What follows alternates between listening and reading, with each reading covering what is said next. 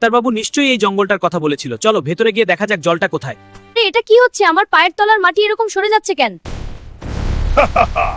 অনেক দিন বাদে এই জঙ্গলে মানুষ এসছে, একে আর ফিরে যেতে দেব না।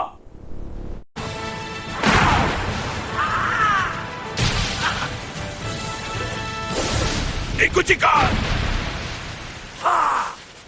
বন্ধুরা তোমরা প্লিজ কমেন্টে মা লেখো, যাতে আমি এই রাক্ষসটাকে হারাতে পারি।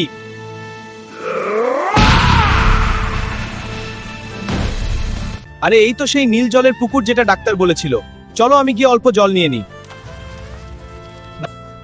বন্ধুরা আমি জল পেয়ে গেছি, এবার আমি আমার মাকে বাঁচাতে পারবো।